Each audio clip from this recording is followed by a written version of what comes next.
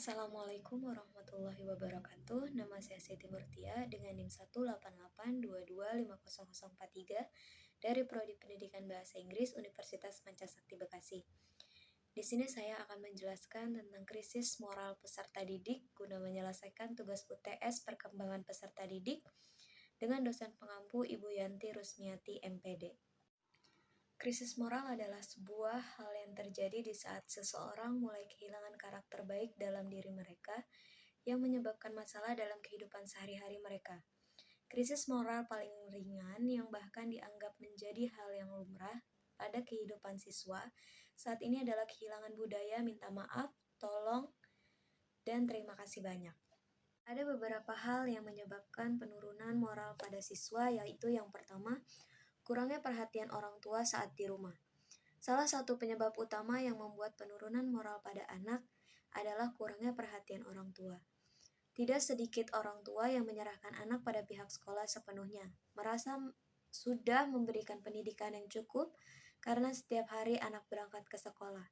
Padahal, guru memiliki wewenang yang terbatas, yaitu hanya ketika anak berada di sekolah.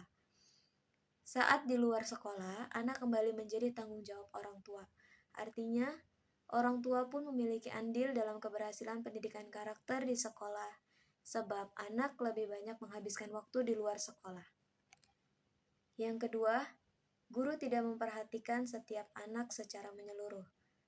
Salah satu kelemahan dari sistem pendidikan di Indonesia adalah jumlah murid yang banyak dalam satu kelas, terutama di sekolah negeri. Tentu saja hal tersebut terjadi karena kurangnya fasilitas kelas ketika jumlah siswa terus bertambah banyak. Banyaknya jumlah siswa dalam satu kelas membuat guru kewalahan ketika harus memperhatikan satu persatu muridnya. Guru menjadi sulit untuk menilai karakter setiap anak sehingga penilaian menjadi sama rata. Pengaruh yang ketiga yaitu pengaruh dari gadget dan sosial media. Jika melihat perkembangan zaman, memang hal ini tidak dapat dihindari, sebab sistem pembelajaran pun perlahan mulai beralih ke digital. Mau atau tidak, anak pun harus berkenalan dengan gadget sejak dini. Akan tetapi, tetap perlu waspada ketika memberikan gadget pada anak yang masih mudah terpengaruhi. Apalagi saat ini semakin banyak orang yang menggunakan sosial media secara bebas, termasuk anak di bawah umur.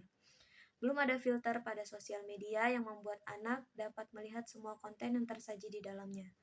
Bahkan anak pun dapat mengakses video yang mengandung unsur pornografi dengan sangat mudah melalui sosial media. Pengaruh yang selanjutnya yaitu kurangnya pendidikan agama. Sebagai umat yang beragama, pendidikan agama adalah salah satu hal yang paling penting untuk membentuk karakter yang baik. Kurangnya pendidikan agama ini menjadi salah satu penyebab menurunnya moral anak. Sebagai seorang pendidik, tidak hanya mengajar ilmu duniawi saja, tetapi juga harus menanamkan nilai-nilai keagamaan agar selalu terimplementasikan dalam kehidupan sehari-hari. Sayangnya, pendidikan agama kian ditinggalkan dan diabaikan sehingga menyebabkan menurunkan akhlak anak baik di sekolah maupun di luar sekolah. Selanjutnya ada solusi yang dapat kita terapkan dalam mengatasi krisis moral. Yang pertama, menanamkan pendidikan karakter dalam keluarga sejak dini. Orang tua adalah salah satu sosok yang terdekat dengan anak. Sementara itu, anak adalah generasi penerus bangsa yang membutuhkan pendidikan serta pemenuhan hak-haknya untuk dapat tumbuh dan berkembang sesuai dengan potensi yang dimilikinya, karena sejatinya karakter yang baik dapat dibentuk sejak dini dan dicontohkan oleh orang tua. Maka sejatinya kita sebagai orang tua juga harus bisa menjadikan diri kita sebagai contoh yang baik agar menjadi duplikat terbaik bagi perkembangan anak di masa yang akan datang, dan di lingkungan keluarga merupakan awal atau dasar dari dalam membentuk karakter siswa.